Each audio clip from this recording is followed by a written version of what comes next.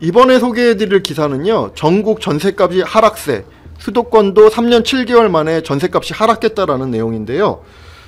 IMF나 서프라임 모기지 같은 경우는 우리나라의 문제가 아니라 외부 충격에 의해서 집값 하락이 있었다라고 하면요, 이번에 올 충격은 외부 충격이 아니라 입주 물량의 증가, 그리고 전셋값 하락으로 인한 내부 충격으로 매매가가 무너질 것이라고 제가 말씀을 계속 오래전부터 드려왔는데, 전셋값 하락이 결국은 매매가를 끌어내리는 그런 상황이 될 것 같습니다. 그래서 제가 전셋값을 아주 주의 깊게 봐야 될 필요가 있다라고 말씀을 드려왔는데요.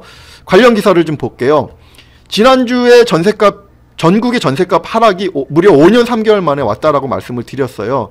우리가 전셋값 하락 같은 경우는 사실 상당히 오랜만에 듣는 얘기잖아요. 그래서 지난주에 마이너스 0.01이었는데 이번에 마이너스 0.02로 전셋값 하락폭이 확대됐고요. 수도권 같은 경우도 무려 3년 7개월 만에 0.01로 전셋값이 하락을 했습니다. 그래서 지난주에는 보합선이었는데 마이너스 0.01로 전세 가격이 하락을 했다라는 그런 내용이고요. 이렇게 되는 이유는 아무래도 비수기라는 계절적인 요인도 있을 거고요. 그리고 입주 물량의 증가가 가장 큰 원인으로 작용을 한다라고 보시면 될 것 같고요. 입주 물량을 고려하면 전셋값 하락이 단기간에 끝나지 않을 것이다. 오히려 전셋값 하락의 폭이 더 확대될 것이고, 그로 인해서 매매 가격이 떨어질 가능성에 대해서 충분히 관심을 갖고 지켜볼 필요가 있다라고 생각을 해요. 이에 비해서 지금 매매가는 이번 주에도 역시 상승을 했어요. 그런데 잘 생각을 해보시면 매매가 같은 경우는 우리가 기대치의 반영이라고 하면은 전셋값 같은 경우는 실물 경제라고 보시면 돼요. 그래서 전세는 현실을 반영한 실물 경제인데 결국 매매 가격은 오르고 전세 가격은 내렸다라는 거는 현실과 기대치에 괴리감이 있다라는 거거든요.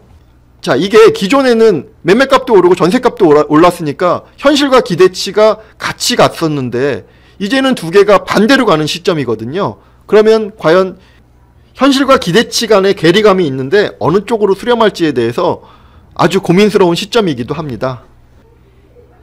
이번 기사는요, 상가 임대료 인상률이 상한 연 5%를 못 넘긴다라는 내용입니다. 현재 상가 같은 경우는 매년 인상률의 맥시멈이 9%인데요. 이것을 5%로 하향 조정하겠다라는 내용이고요. 환산보증금도 4억에서 6억 1천만 원으로 상향 조정한다라는 내용이에요.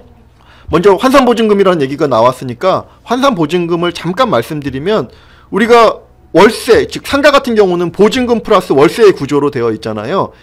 환산보증금 같은 경우는 보증금 플러스 월세 곱하기 100을 더한 수치를 환산보증금이라고 하는데요. 예를 하나 들어보겠습니다. 어떤 상가가 보증금 1억에 월세가 400만 원이라고 하면요, 여기 같은 경우는 보증금 1억 더하기 400만 원에다가 100을 곱하게 돼 있어요. 그러면은 4억이 되죠. 그래서 보증금 1억 플러스 4억을 더하면 이 상가의 환산보증금은 5억이 됩니다. 그러니까 보증금 1억에 월세 400만 원인 상가는 환산보증금으로 하면 5억이 되는 거죠. 이 환산보증금은 또 어떤 의미가 있냐면, 우리가 지금 현재 서울 같은 경우는 환산보증금 4억 이내에서 상가임대차 보호법의 적용을 받게 돼 있거든요.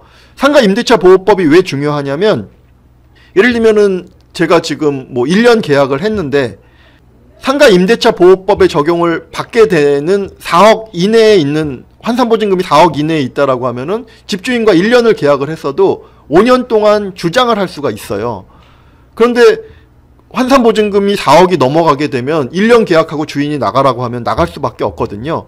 그래서 이 상가임대차 보호법의 적용을 받는 환산보증금을 4억에서 6억 1천만 원으로 상향 조정한다라는 내용이에요.